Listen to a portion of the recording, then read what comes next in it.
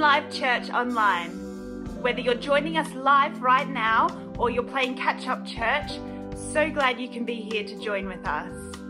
I'd like to take you on a little journey because I don't know about you, but I'm missing actually going into church. It's very different from my little studio here. So let's pretend it's 4:55 p.m. It's Saturday afternoon. You've just arrived at church. Let's be honest, it's probably more like 5:20 p.m. But you've just arrived at church. You go up those 4 or 5 concrete stairs, in through those big wooden doors, and someone from the welcome team is there to greet you with a smile and a hug. And then you're at church. Are you there with me? Our scripture reading, Philippians 4, verses 6 and 7. Do not be anxious about anything, but in everything by prayer and petition, with thanksgiving present your requests to God. And the peace of God, which transcends all understanding, will guard your hearts and your minds in Christ Jesus. Don't be anxious about anything, says God. That is tricky to do right now, but I'm just going to trust that because He knows the beginning from the end. Will you pray with me? I'm going to read the words of our first worship song as a prayer to God.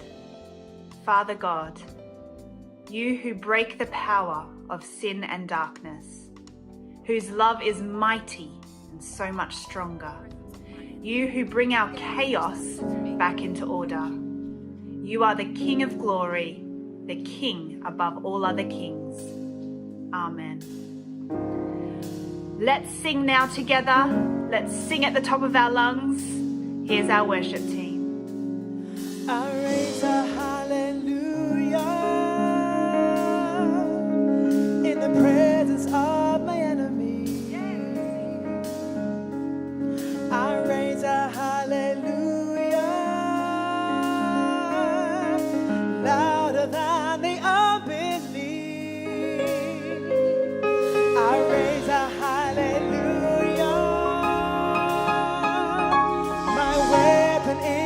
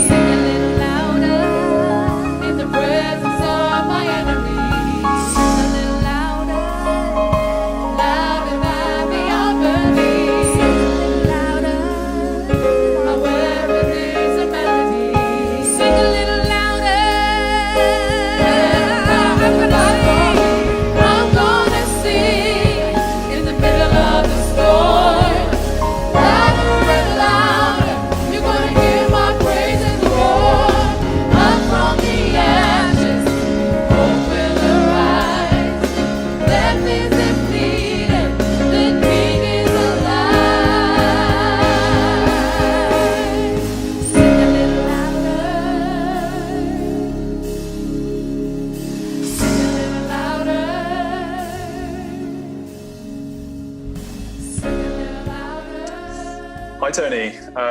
Thank you very much for joining me. It's been a little while since we've seen each other, but great to have you, and thanks for taking on this call.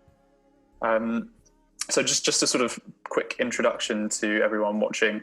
Tony and I did a sort of personal development course back in February, and we were put in a sort of a small group together to do some of our tasks with, and just basically, just by chance, became friends. And I thought it would be a good opportunity for Tony to share a bit more about some of the amazing work that he's doing. So Tony, if you wouldn't mind just giving us a little sort of introduction as to sort of who you are, what's your background, and what sort of areas do you work in? Yeah, so at the moment I work for a charity trust called the Hepatitis C Trust. Yeah. And my background's quite peppered with some colourful stories. And there was a history of drug abuse, and then quite a long journey of some exciting times and some not so exciting times. Yeah. And I stabilised in 2016 with a view to becoming completely abstinent and completely changing and transforming my life and the way that I viewed things. I had a lot of moments of clarity and what you might call spiritual awakenings along the way, but I was very resistant to changing my behaviour.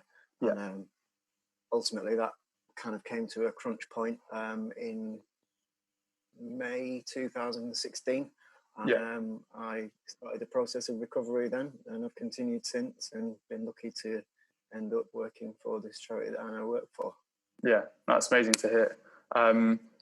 And yeah, so how did you sort of find out about the Hep C Trust, and what sort of introductions did you have? So that was through getting a BBV, which is a bloodborne virus test myself. Okay. When I was in the rehab, they offered, so you've got the groups that were facilitated towards helping your mental well-being back to sanity, and then obviously the groups around your own physical health. And there was groups for emotional and spiritual development. Okay. And I first focused on my mental well-being. Got stabilized with that, and then knew that it was time to have a personal look at where my actual physical health was. After about 3 months, I went to the doctors and asked for a full blood screening. Explained my history. I had been an injecting drug user, and so I knew that I'd taken some risks that were involved and that might have contracted a bloodborne virus. Got it. So that's how I found out that I had hepatitis C myself. And then luckily there was health groups run in the rehab by outside organisations, and the Hepatitis C Trust was one of those. That's how I first got introduced to the Hepatitis C Trust.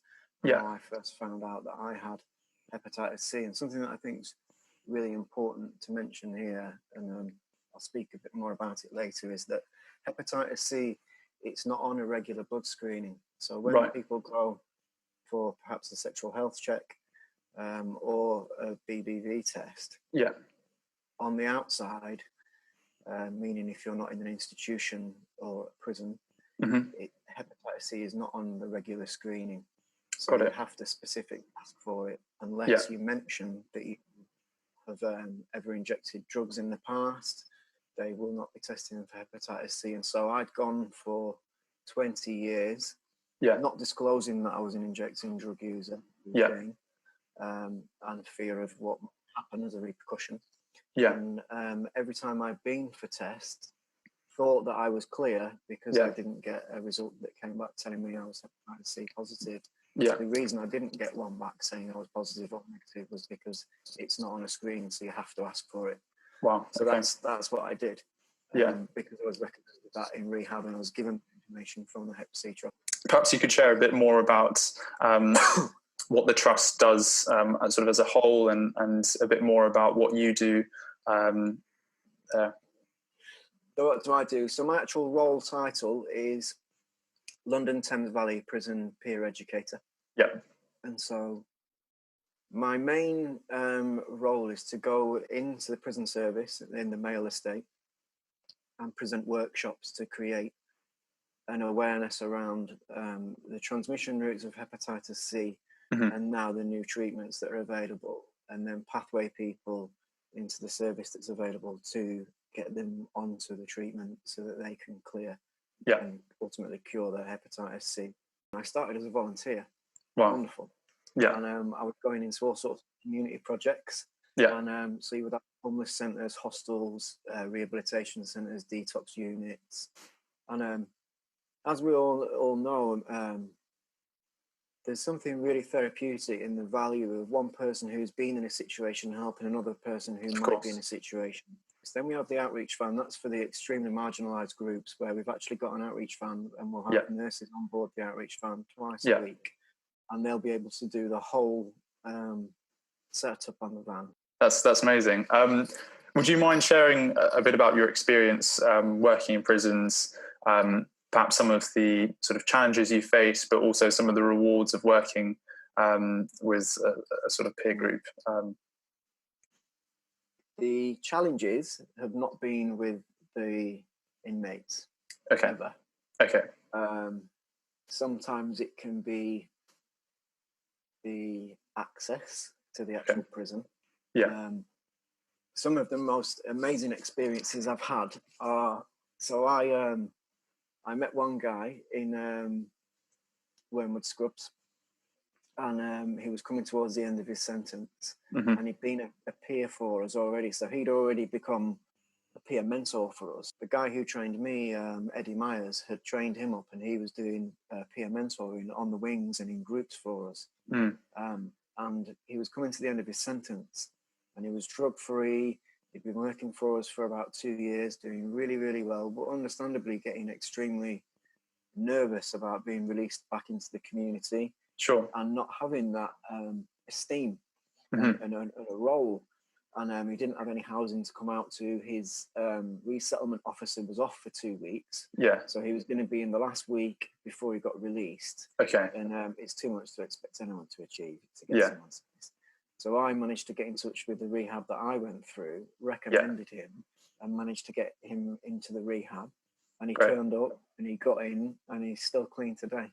Amazing. And he's volunteering for the trust now. Yeah. So he's now doing what I was doing, and I have absolutely no doubt that he will become employed by us. And so what happened when I got to the trust with the volunteering, a few months after, a post came up, and the guy that had seen me when I was in rehab, who took the group, really, really got behind me and said, "You can do this, you know, go for this job." Yeah. And I'll never forget when I actually got the job, he said to me, he said, "Tony, you don't think that I climbed up this ladder?" It makes me emotional just thinking about it. It was really beautiful to be touched in that way. So this is what I want to be able to do. Yeah. He said, "Tony, you don't think that I climbed up that ladder to get to the top and walk off?" He said, "I've been waiting at the top to put my hand down for somebody else to reach to pull them up." Yeah. So that's kind of where I want to go with this, and how I feel I affected a few people along the way. So some of the things that are really important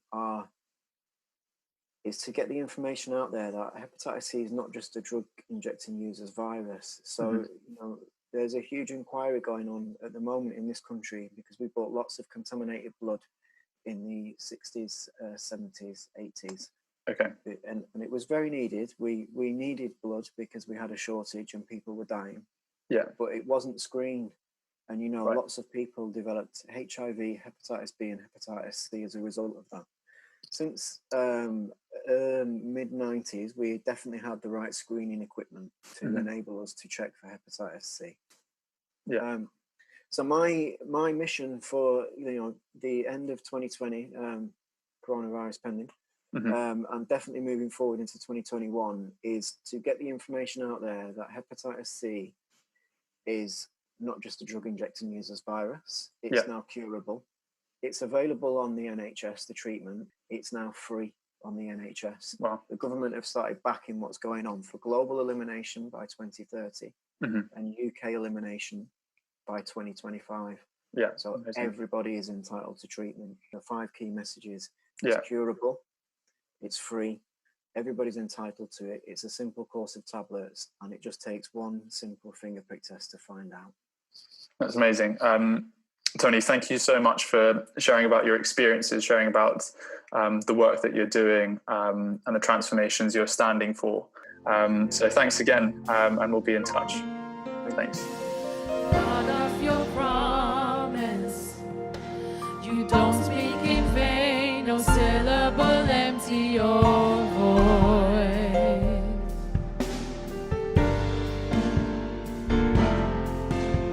For once you have spoken, all nature and science follow the sound of your voice.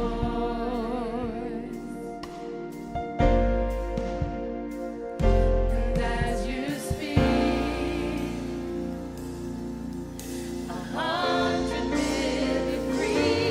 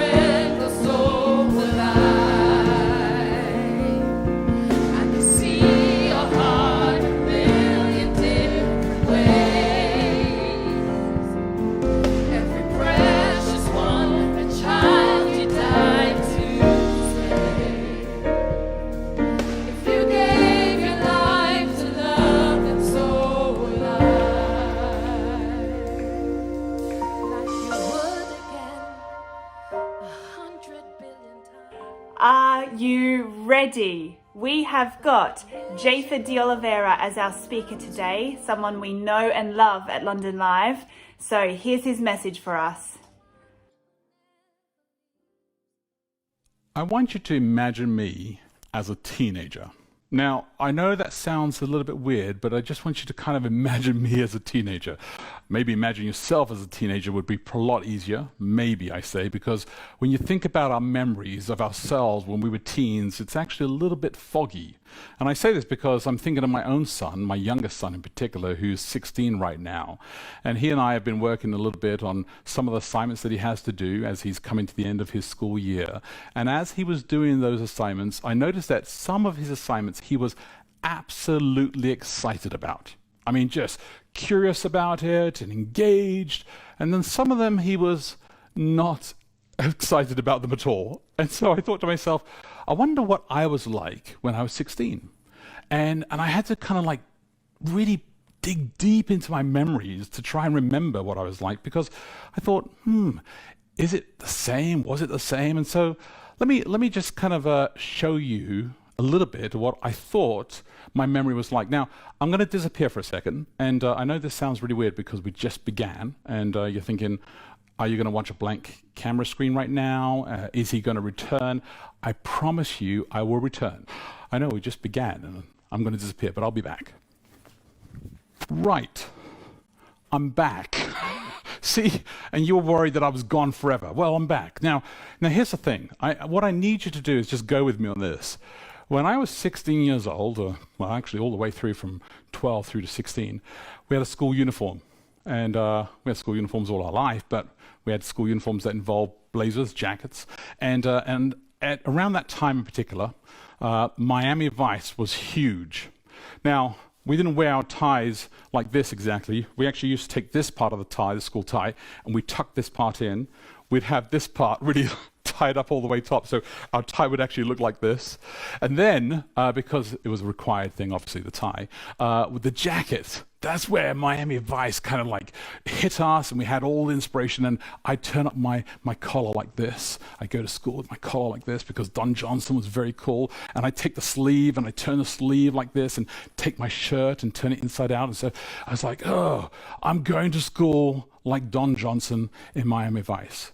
Of course, that was what it was like for me to be a teenager when I was about 16 years old going to school, compared to my son, who's now 16, going to his school. And I do remember that when I went to school, I remember this teacher, this English teacher that I had for several years, and she would come in and she would say, "Now, D'Olivera." She would stand behind me. She was like 5'0", right? Elderly lady, very prim, very proper. She would just stand behind me and she would just fix my collar as I was sitting down. She'd fix my collar. She would roll down my sleeve. And she would say, there, D'Olivera.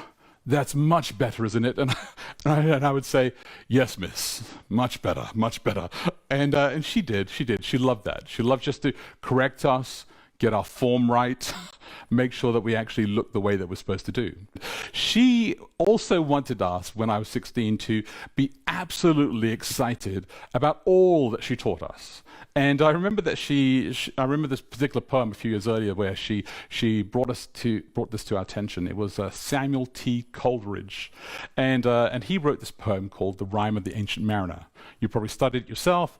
I remember this vividly because I was not absolutely excited about that. I was kind of like my son about that particular subject that he's not excited about, where I was thinking, Don Johnson, Miami Vice, that sounds great, but the Rime of the Ancient Mariner, that's not high on my priority. In fact, this is not a simple poem. No. This is not like one verse. This is not like a single line. This is not like a few verses.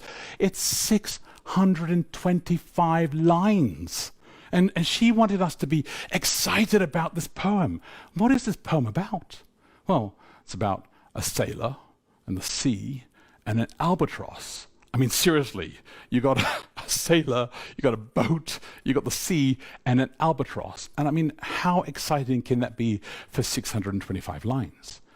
what I didn't understand straight away, that she kept on prodding me all the time and pushing me all the time, is that she wanted me, and she felt this very strongly, she wanted me to understand the depth of what it is to take a risky decision, as it had happened in this particular poem when the sailor, made that risky decision where he just recklessly just shot the albatross out and then realized the consequences of his actions in his life. And as a teenager, what she wanted me to understand is that there are implications and there are causes and things that take place in your life that are of value and of weight. And she felt this to her core, that this was something that we should remember, that there is always something deeper in the story, in the text, that's worthwhile spending some time inside and understanding. I, of course, was just interested in Miami Vice, and it took me quite a while to kind of delve into that space, to grow into that space and understand everything about it. But there was wisdom in everything that she was teaching. And there was wisdom in that because she was trying to bring me to a place where I would actually say one day, wow, maybe there's wisdom in everything that we do, in the decisions that we make, and they have consequences and implications for our lives. Now, let me take this jacket off and return to this current story that we're in. If you don't mind, I'm going to take this tie off as well, because it's a rather unique tie, beautiful tie, but not tied entirely properly, right? I'm sure you would concur as well. There are, of course, lots of great stories. And all the stories of life, if you spend time and ask yourself what these stories are about, probably all of them have some kind of deeper meaning behind them. They're layered. I particularly love all the narratives inside the Bible. And I want to share with you in particular one narrative that's found in the Gospel of John, John chapter 4. And it's really easy to remember because it's John 4:4 is the particular line in that whole story that really stands out for me. And this is what it actually says there. And he had to pass through Samaria. Complex line, right? And he had to pass through Samaria. Now, when I read that, I know what it means. So it's pretty powerful. In fact, the first time I really studied this particular sentence in depth and understood the story in depth, it actually made me weep. No, I'm serious. You're thinking, are we reading the same thing? Are we understanding the same thing? It's true. And he had to pass through Samaria. Has so much power, so much strength behind it because there is intention. There's deep intention behind this particular line inside here. John, who wrote this particular story, was actually the last writer. He's the last writer telling the stories. And you have to think about his particular situation. If you were the last writer, the last disciple, what would you write? What stories would you tell of Jesus to the world? What would you say, man, I need the humanity, I need people to remember this so they may be strong and they may live good values for their future. I need them to know this about Jesus. And if they knew this about Jesus, they would have a different way of thinking. Well, John wrote this particular story because it was a powerful encounter of where Jesus went out of his way on a journey, stepped out of his way, went into a town and stopped outside of the town and went to a well, met this woman, explained to this woman through a fascinating story, back and forth a conversation, that she belongs, that she is transformative, and that she is a leader. And it was a really curious conversation. It was deep, multi-layered. She would retort back, and he would see where she was going, and he would say to her, this is not where we're going. I'm trying to take you over here. She would try to distract, and he would bring her back to the space and saying, I need to talk to you about your life. I'm telling you, there's something absolutely important to share with you. And by the end of this particular conversation, she was transformed. I mean, she really was. She went back to that town. She took over that town. She took over Samaria, and she became a leader of renowned change. She transformed that city because of that one conversation. Now, here's the thing. In English, when we read this particular sentence, and he had to pass through Samaria, we don't understand part of the depth of it. But in the Greek, there's a little word. It's only used a couple of times in the whole Bible. And it basically says this, and he a day to pass through Samaria. That's the Greek word. It's not a difficult Greek word. It just is a day. You can even say it yourself, a day. You want to try that? Nobody can hear you say it, right? You're by yourself probably, or with your friends watching this, so you can just try it yourself. A day. It's a pretty fantastic word, right?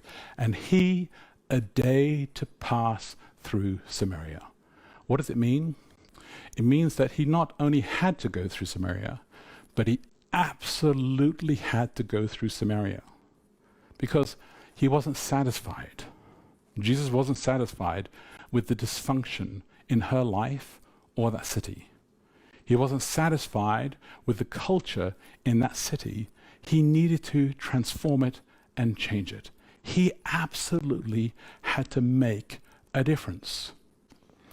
There are also things that we are called absolutely to do. And sometimes we forget how important they are.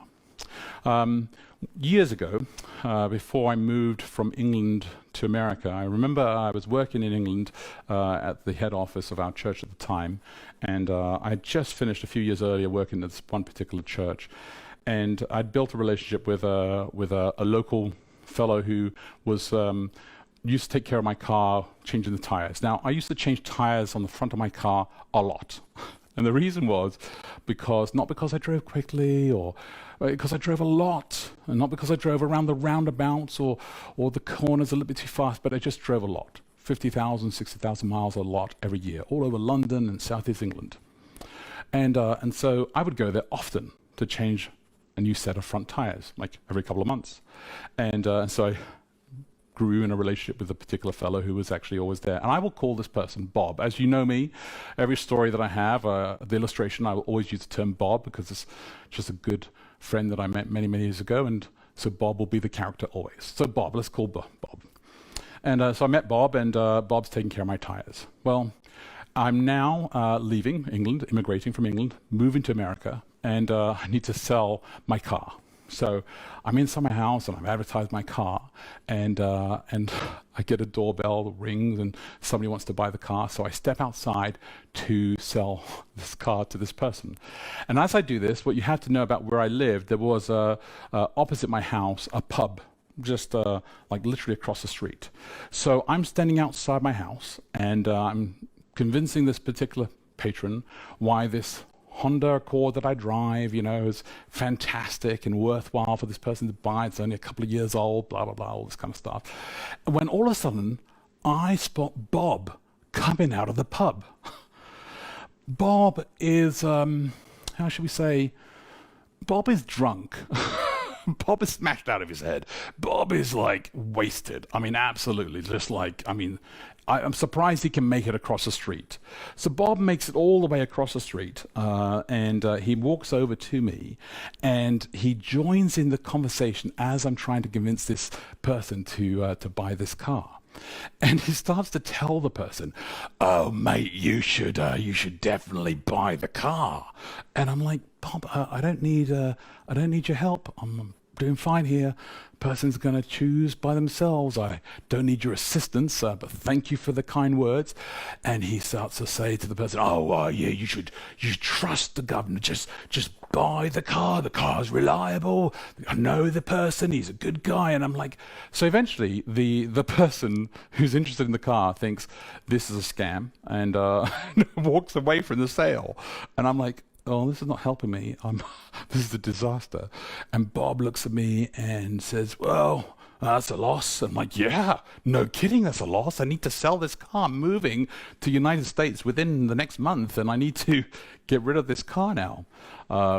So Bob then suggests that he should come in.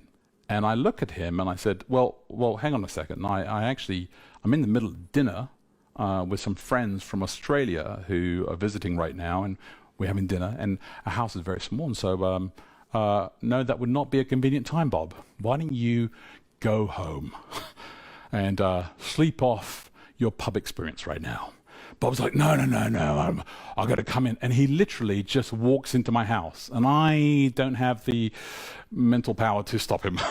So he goes into my house, and I remember this vividly because my house is very small, right? So he walks into the house, walks in through the living room, goes to the dining table. I have my wife and my son, and my son's actually both my boys were there, and my friends from Australia. And he literally just walks around and he starts to kiss everybody in the head. He's like, oh, hello. And he kisses them on the head.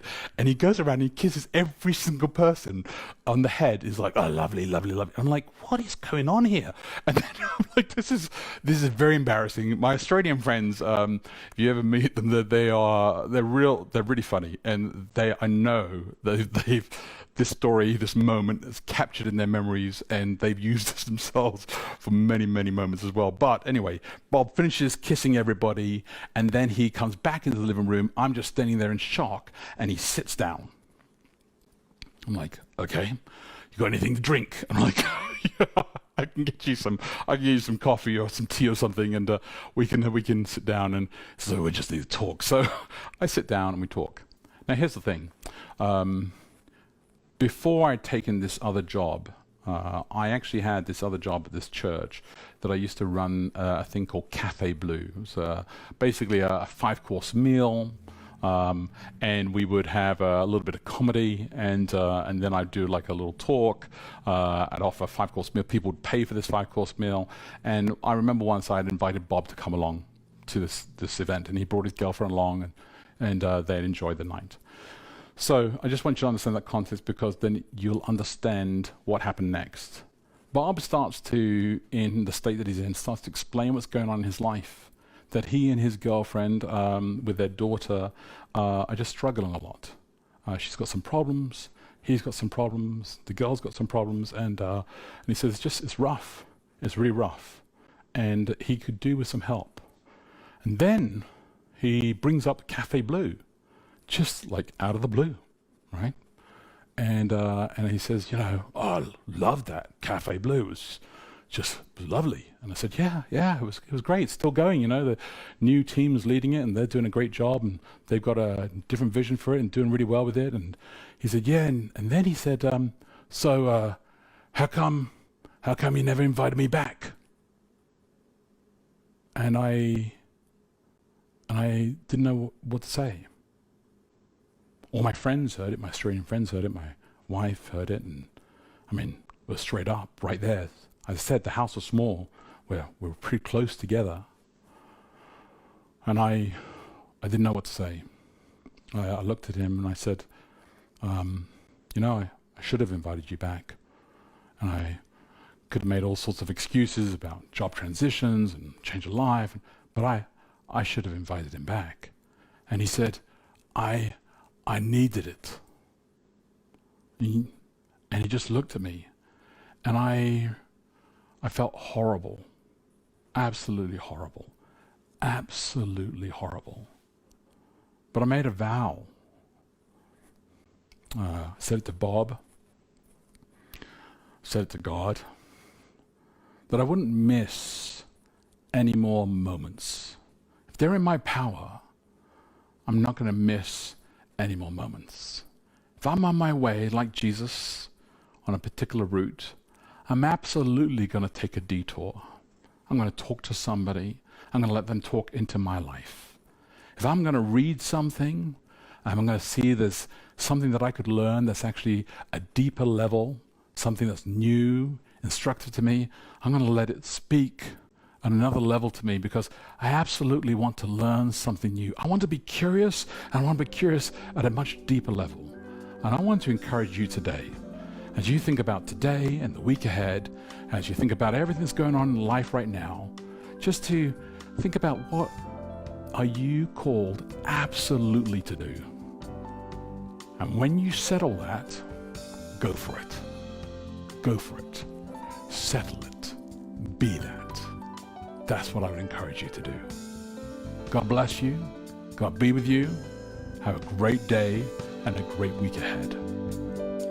Thank you for joining us today. I hope you've been blessed. If you would like to connect with someone from church, please reach out to us. If you'd like to give to our hardship fund, give your tithes and offerings, our details are on the screen now, or they're also on our website. And if you would like to hang out on Zoom right now, if you're watching us live, the details are 255-255-2001. It's always a laugh. I'll see you there. And if I don't see you there, I'll see you next week. Bye.